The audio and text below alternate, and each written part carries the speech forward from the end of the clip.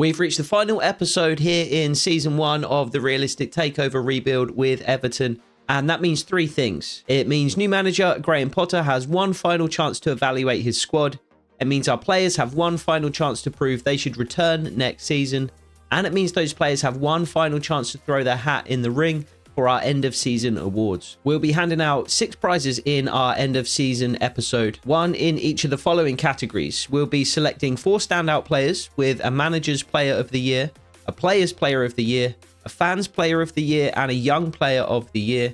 We'll also be selecting the player that we believe showed the most improvement, as well as handing out a prize for the best goal of the season. This final episode does also mean we have one final chance to exceed the board's expectations by finishing not only mid-table, but in the top half. That's going to be a tall task because we currently sit 9 points and 12 goals behind Fulham, who currently hold 10th place. So we need to win all 3 games here in the final episode and score plenty of goals whilst we're doing it. We're going to close the season out with our featured game against Arsenal at the Emirates, and we'll play that game in full. But before that, we'll get to highlights of our match against Leeds at Goodison Park and first against Leicester City at the King Power Stadium. Leicester currently sit 2 points and 1 place above us in the table, so it should be a fairly well contested matchup. They're going to go with Kelechi Iheanacho up front, Munayin, a new addition to the side just behind him in that number 10 role, and they will sit in a 4-2-3-1 wide formation in front of goalkeeper Hermansen. And there's no messing about at the end of the season here from Graham Potter. He's going with his strongest possible 11. Jordan Pickford in goal, a familiar back 5 flanked by Nathan Patterson and Maxim De Kuyper. Amadou Onana and James Garner, the midfield duo. Dwight McNeil and Reece Nelson support Beto up front. And that's 3 points down, 6 to go, 2 goals down, 10 to go. As we do manage to come away with a 2-0 win away at Leicester City. It was a really good performance, very, very good in possession.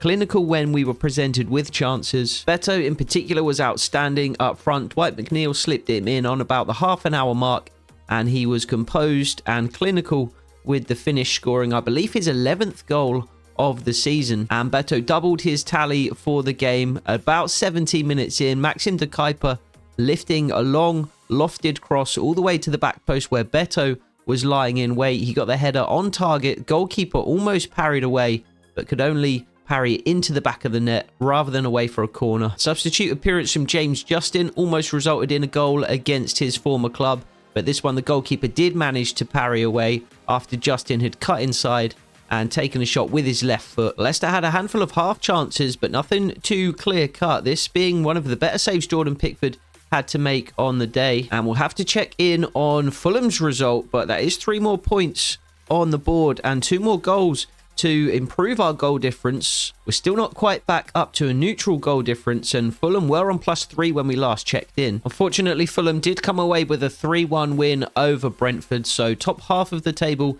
is no longer within reach. We will try our best to come away with a result against Leeds regardless. They'll also line up in a 4-2-3-1 formation, which I think is a particular strength against the system that we play. And we will go out in our usual 3-4-3 formation. James Justin coming in to replace Nathan Patterson at right back, however, and Abdoulaye Doucouré coming into the midfield in place of James Garner. And the Everton fans certainly got their money's worth in the last home game of the season, a 7-goal thriller as we come out 4-3 victors over Leeds. Beto was absolutely on fire again today, and he almost opened the score in about half an hour into the game. Dwight McNeil pulled it back to him on around the penalty spot, but Beto's shot unfortunately slipped just wide of Carl Darlow's post. Beto did open the score 5 minutes later, though. James Justin applying high pressure in Leeds' final third, forcing a mistake, stealing the ball away from the Leeds defender and releasing to Beto, who made no mistake with the finish. And it was a game that we had dominated early on, but Leeds then completely turned it on when they went 1-0 down. Some lax defending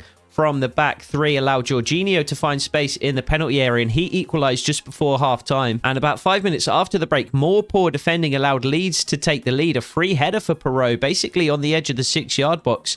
Jared Branthwaite it was, allowing the Leeds man to get the header away, and Jordan Pickford could only flail at the ball before it ended up in the back of the net. Leeds continued to press their advantage and almost went 3-1 up, but for this good save by Jordan Pickford diving away to his right-hand side. But within 10 minutes of the half-time break and from the resulting corner, Joe Rodon did this, a half volley from a short corner taken by Leeds, went through a number of bodies. Jordan Pickford unable to do anything about it, probably unsighted you would think.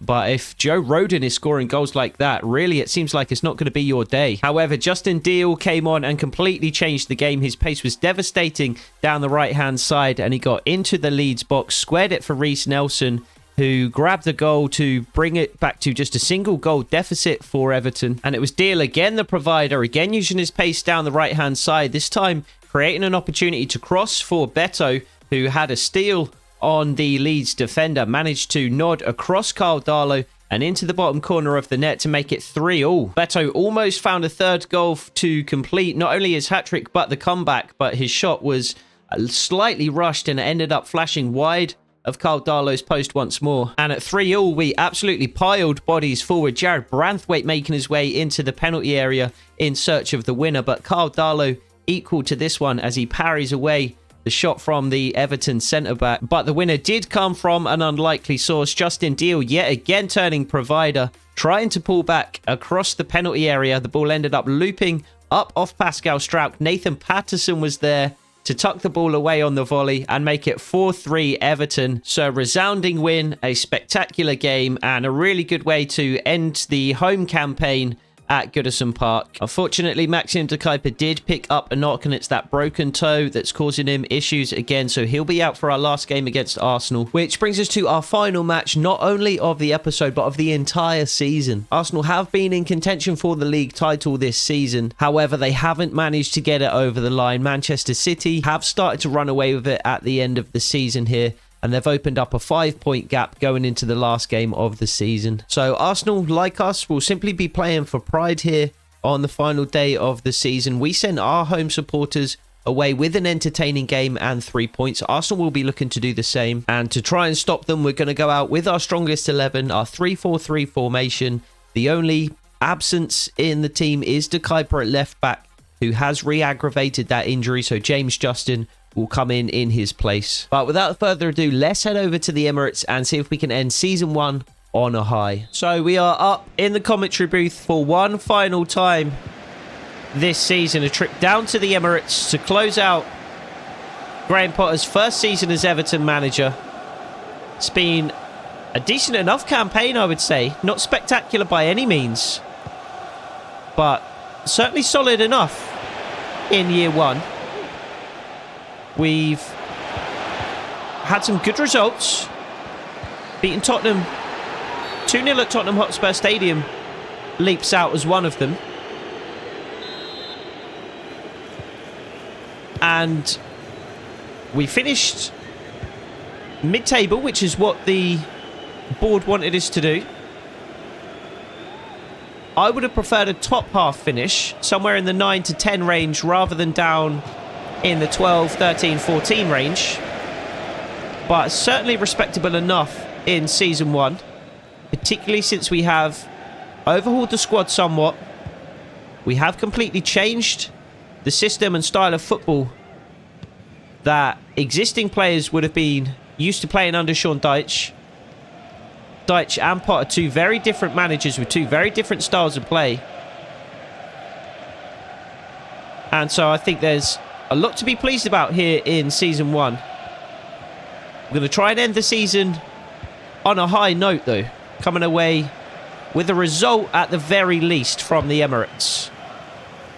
I don't think we need to win the game necessarily, but if we can come away with a draw, I would be more than happy.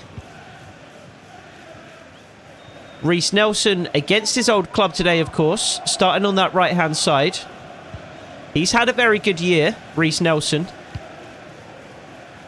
Certainly his first month or two as an Everton player were very, very good. He came in and made an instant impact for us. And I do think he's dropped off a little bit in recent months. However, he is still leading the way in terms of the Fan Player of the Year voting. Got a couple of polls on the channel already at the moment that are going to be relevant for the end of the season. Things like Fans Player of the Year, Goal of the Season, that kind of thing. So make sure you check out those polls and get your votes in. Reiss Nelson, as I said, currently leading the way, I believe, for Fans Player of the Year. And I would say you could certainly argue Reiss Nelson is Player of the Year. As I said, I do feel like he's dropped off a little bit in recent months. However, I don't feel like that's because he's been playing poorly necessarily. As Beto presses Tomiyasu high. Ødegaard. Saka on the right-hand side now. Cut out by Justin. I think Jack Harrison's injury has actually been something that has really affected the way that Reiss Nelson has been employed in the side. And that's affected how impactful he's been able to be. One of the reasons why Reiss Nelson was so influential when we first brought him in from Arsenal was that he played on that left-hand side in that left forward position just behind Beto. And that meant he could cut in from that left side onto his stronger right foot. And we saw him do that a number of times and score a handful of really nice goals that way. Goal of the season. As Arsenal score. I thought we'd done enough to cut that out. But Jesus opens the score in 15 minutes in. I thought we'd done enough to take away that opportunity. I want to see this one again because I felt like I was in position not only with Ahmed Hodzic but also then with Branthwaite. We came across, tried to put the block in, and he's lifted it just enough to get it over the leg of Branthwaite. I thought we'd done enough to come across and block that. And if Jesus went for the bottom corner, I think we would have, but he's a smart player, Jesus, and he's just lifted the ball over the leg of Branthwaite, and that's made it even more difficult for Jordan Pickford to make the save as well. And that's a really frustrating way to go 1-0 down. And that's really poor, really good recovery challenge from James Tarkowski. Or more of a covering challenge. It wasn't really a recovery because he wasn't the one that made the mistake. But he did well to bail out his teammate. Reiss Nelson with a nice little run in behind, cut out by Mendy initially, but we do have a throw-in. Reiss Nelson, as we can see on the right-hand side today, crossing in search of McNeil. And this is why I think he has dropped off in the last couple of months. As we said, cutting in from the left-hand side onto his right, he scored a couple of really good goals. And a couple of them do appear on the list of contenders for goal of the season.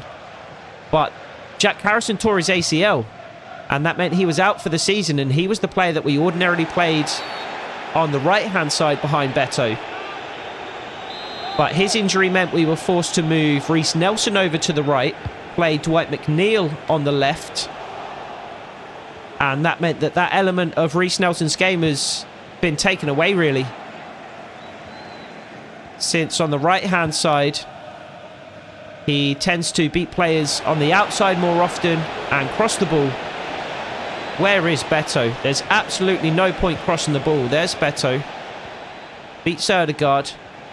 That's a horrific challenge from Declan Rice. We'll take a free kick, please, ref. That's a free kick in a very good position. We'll take that. James Garner, no, we won't. We'll level the scoring. James Garner, forget about it, ref. I said nothing. You heard nothing. I wanted the free kick because I thought that was in a dangerous enough position to test Aaron Ramsdale. But instead we get the ball across to Nathan Patterson, who puts in the cross. The ball loops up into the air off an Arsenal head. And James Garner bravely puts his head into a dangerous position, challenging the rushing attempt of Aaron Ramsdale to reach the ball. Number 37, James Garner. And instead he nods it into an empty net, and it's all of a sudden 1-1. Declan Rice does pick up a booking for that foul. It was a really bad challenge, but it has led to an equaliser. Good start to this game. Frustrating goal to concede initially, but we've done well to get back into the game quickly. Nathan Patterson. Really good from Onana to find him, and Patterson can't quite find Reiss Nelson.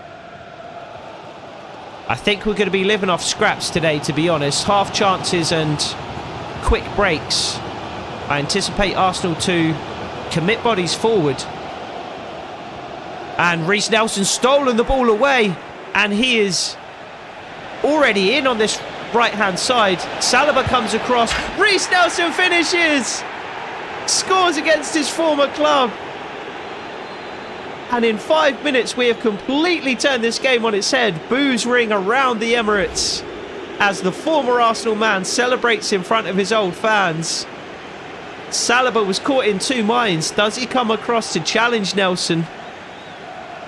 Or does he hold his position to take away the run of Beto? I think Saliba made the right decision, to be honest, because the second Saliba stepped across, I was ready to just pass the ball across to Beto, and he would have had an easy one-on-one. And he could have put it either at the near post or the far post. Aaron Ramsdale would have had a really tough time making a save in that kind of situation. We've got to get rid. You've got to get rid, Branthwaite. Good save, Jordan Pickford. Saliba just held his position. And I was actually disappointed that he did so. I was waiting for him to step across so that I could just slip Beto in. But Reiss Nelson in the end makes a fantastic... gets a fantastic shot off and tucks it just inside the far post. The one place really where Aaron Ramsdale wasn't going to get to the ball. And all of a sudden it's 2-0 Everton. Not 2-0, it's 2-1. But still we have the lead. Nathan Patterson just onside. Dwight McNeil in the box to aim for. He almost finds him. Beto, can he take it down and get a shot off? Yes, he can, but it's blocked. And Arsenal come away with it. I think we're going to drop into our defensive game plan for these last 10 minutes or so of the first half. I would be more than happy with a 2-1 lead at half-time, if we can make that happen. Still a long way to go in this first half. 10 minutes against Arsenal. Anything can happen. They could easily score. And we're just going to have to play sensibly. Get rid. When we have the opportunity, what a ball that is from Jordan Pickford to find Dwight McNeil. And Dwight McNeil with fantastic strength to hold off the challenge of Tomiyasu. James Garner makes it 3! What a ball from Jordan Pickford to find Dwight McNeil. Dwight McNeil didn't have the pace to beat Tomiyasu, but he had the strength to hold him off and send Tomiyasu tumbling to the ground. He then slips it inside to Beto with the back heel to James Garner, and from the edge of the box he makes absolutely no mistake. Enough space to pick his spot, and he fires past the outstretched arm of Aaron Ramsdale. And I have no idea what's happened in this first half, but from 1-0 down after 15 minutes, we could well go into the halftime break 3-1 up. 3 goals. Arsenal have completely imploded here on the last game of the season. Missing out on the title to Man City in such a close title race, potentially ruining the mood in the Arsenal camp. Perhaps they're just complacent coming into the final game of the season against a mid-table side. Good challenge by James Garner and good clearance all the way up the field as well. Beto there to press if Aaron Ramsdale plays it short, but he doesn't. Good challenge by Reiss Nelson, but can't come away with the ball. Same can be said for James Garner. Nathan Patterson, good challenge. Again, can't come away with it. How Arsenal still have the ball here, I do not know. And they've managed to get a corner out of it. Emil Smith-Rowe celebrating as if he scored a goal, only to be hooked from the field, and Berardi's coming on. Mikel Arteta obviously not impressed with the performance of Emil Smith-Rowe so far, and makes an early change here to try and get back in this game. Good save, Jordan Pickford. It was straight at him, but he did well to parry it down into the ground and then bring it in at the second time of asking, and we're away again here. This time on the left-hand side with James Justin. Dwight McNeil just behind him. Beto in the box. Can't find him though. Arsenal are committing bodies forward. Even more so now that they are 3-1 down. And that's opening up some real gaps in behind. We said that was going to be the case early in the game. And it has proven to be the case here in the first half. And we are 1 minute into 3 minutes of injury time. And it does look like we are going to be 3-1 leaders at the break. Well played, Ahmed Hodzic. Really nicely worked. And Nathan Patterson is in now. Beto making a run. Patterson finds him. Beto brings it down on his chest. And it's 4-1 at half-time. As Beto gets on the score sheet. I cannot believe what I'm seeing. What is happening? What is happening? So many gaps in behind for Arsenal as they press to try and grab a goal before the half-time break. But it's proven to be entirely the wrong strategy. And that was so well worked in midfield there from Ahmed Hodzic to lay it into Garner, who then releases Patterson. And we've just been so clinical. We've just been so clinical in this first half. I wouldn't be surprised if we looked at the match facts at half-time here and we saw that we've had 4 shots, 4 on target, 4 goals. I really don't remember any other opportunities outside of the 4 that we've scored. Let's have a look. It's 5 shots. It was close. 5 shots, 4 goals here in the first half, with an expected goals total of 1.6. We've just been unbelievably clinical here in the first half. Let's try and do the same thing in the second. 8-2, anyone? So back out for the second half. I can't quite believe what I'm about to say, but it's the second half in which we do come out with a 4-1 lead over Arsenal at the Emirates, having gone a goal down early. That's poor use of the ball by McNeil. James Justin wins it back though. And this could be our statement win of the season. I would say up to this point, our statement result is that 2-0 win at the Tottenham Hotspur Stadium. That was a really good performance all round. And an excellent, excellent victory. But I think this one surely would top it. We're going to have to defend well in the second half, though. I think as soon as we give Arsenal 1 goal back, which we've done immediately. 5 minutes in, Gabriel Jesus makes it Everton 4, Arsenal 2. And I was just about to say, I think as soon as we give Arsenal a goal back, their tails are going to be up, they're going to press, and it's going to be really difficult to hold them off for 45 minutes. Good finish by Jesus. He gets his second of the game. He's after a hat-trick. And again, Branthwaite just can't quite do enough to block it. So we're just going to have to try and use the ball as well as possible. Keep the ball for as long as possible. That's, I think, going to prove very difficult against the Arsenal high press. Jesus with a poor challenge. This has got to be a yellow. Has to be a yellow. And it is a yellow. There's always the chance the referee will pull out a red card there. Really bad challenge from Jesus. Does just earn him a yellow. And I think we don't really... That's so poor. That's exactly what we can't afford to do. Ahmed Hodzic looking for Reece Nelson, but just plays it straight to the feet of an Arsenal man. I don't think we press for a 5th goal in this second half. I think we just try and keep the ball as much as possible. We play backwards, we play sideways. Tarkowski get into a position to receive the ball. He's just gone and stood on the toes of Jesus. Like, just hang back, you're in space.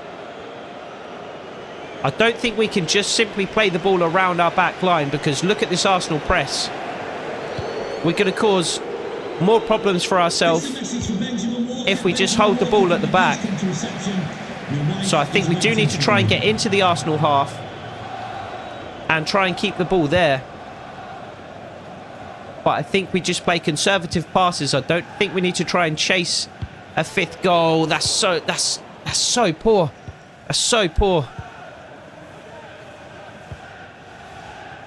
Everton fans still in good voice. Good challenge, James Justin. Saka continues. Releases to Ødegaard, and it's 4-3. It's 4-3. How's he squeezed that one in? Jesus does find his hat-trick, and with half an hour to go, it's now Everton 4, Arsenal 3. What an unbelievable game. What an unbelievable episode. 7 goals in the Leeds game. 7 goals here. In the final game of the season against Arsenal, and Jordan Pickford should be doing better with that one. He's had such a good season. He's had such a good season. Also in the running for player of the season. And all of a sudden we just have a single goal lead with half an hour to go in the game. Maybe we do need to press and try and get a 5th goal. The thing about that first half is, yes, we did score 4 goals, but they were all pretty much quick counter-attacks. It's not like we dominated Arsenal in that first half. It's not like we had possession and were applying pressure to them and driving them back. It was quite the opposite. They were doing that to us, and we just managed to score all 4 of the quick counter-attacks that we had. We're going to have to try and nick one more in this second half, I think. Nelson can't quite steal the ball back. Do we go back into our standard game plan? I think we would have more bodies in forward positions to catch Arsenal out. But of course we wouldn't be quite so robust defensively. Arsenal again pressing. Good save, Jordan Pickford. That's the kind of save we need to see him make. From Martin Ødegaard it was. Jorginho to put in the corner. I really want to hang on and win this game. Saka beats Tarkowski. All ends up. Tarkowski recovers, and I think it's going to be a goal kick. James Garner with 2 goals. I didn't really realise that until I've just seen it. But yeah, 2 goals for James Garner today. He's not a player that finds himself on the score sheet very often. But he's come up with 2 massive ones today. And Arsenal were just pressing so high.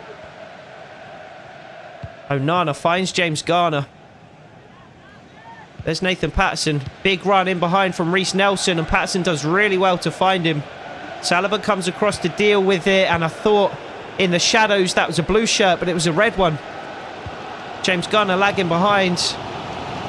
Arman Hodzic coming across to deal with Berardi. That early substitution for Arsenal. Patterson trying to slow down the Arsenal attack as well. Gabriel Jesus looking for his 4th goal of the game. He's doing it all himself at the moment for Arsenal. There's Declan Rice, slips it in for Saka. And cleared.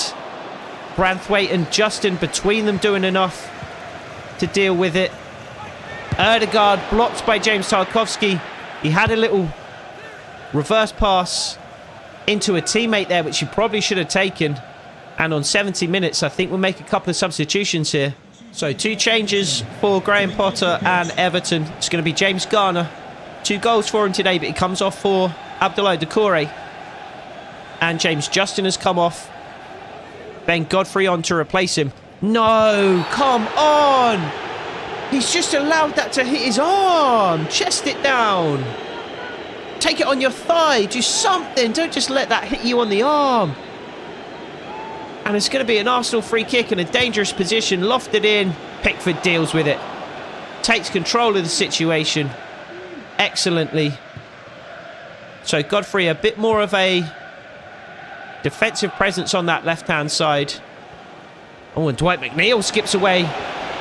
First from Saka and then from Tomiyasu. And we have players arriving here in the Arsenal box. Saliba gets his head to it though. And Patterson is now higher up the pitch than I'd like him to be. We are still in our defensive game plan. I'm not sure why Nathan Patterson has driven so far forward to get into the box for that cross. Do have players back now in position to defend. Ødegaard had Saka there, but Amadou Onana did just enough to dissuade him from playing the pass. It would have been a dangerous situation for us, I think. Good save, Pickford. I hate those situations. That's one of the few things that I'm still really uncomfortable with in terms of the gameplay, but you can't adjust it with sliders.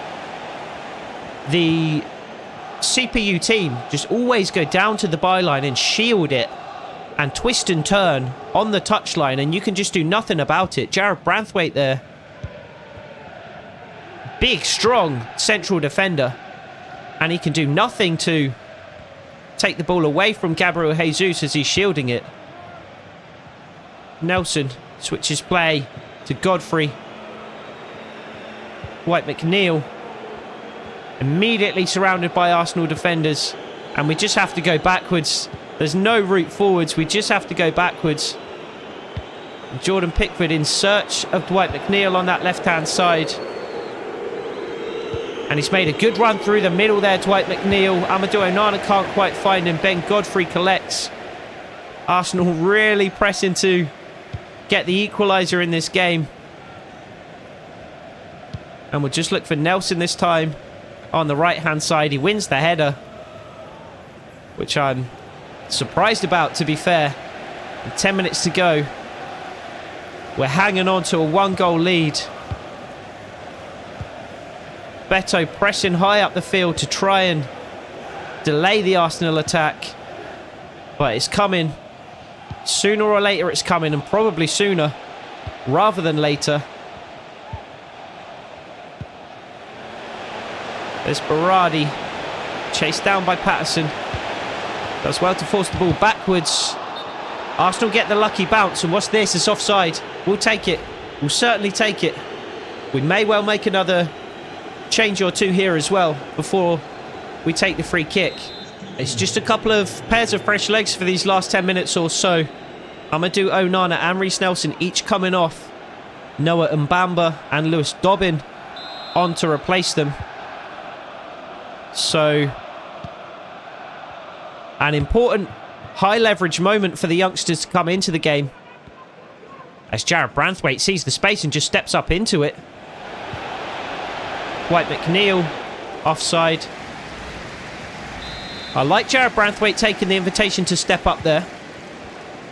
We are trying to hold on to this 1-goal lead, but if the space is there, we need to step up into it. We can't just invite the Arsenal pressure. We can't just sit back and allow them to keep piling on the pressure. Good header from Branthwaite, and Beto is away. Timber steps up to try and challenge Beto, but gets it all wrong. Saliba forces Beto to hold it up. Beto takes it into the corner. And he does well to find Dwight McNeil in the end. Abdoulaye Doucouré, no, just hold that position. He was in the perfect position to receive the ball. As soon as I try and play it to him, he steps up into the Arsenal box. Just lumped up towards the Arsenal box by Ben Godfrey. And Arsenal give the ball away far too easily. Doucouré, just keep the ball. Keep the ball. Big switch of players on if he can find it, and he can't. The ball goes into touch. 2 minutes to go, plus stoppage time. Arsenal make their last couple of changes of the game. Havertz and Trossard on. Jesus, the hat-trick man, taken off, as well as Martin Ødegaard, the captain.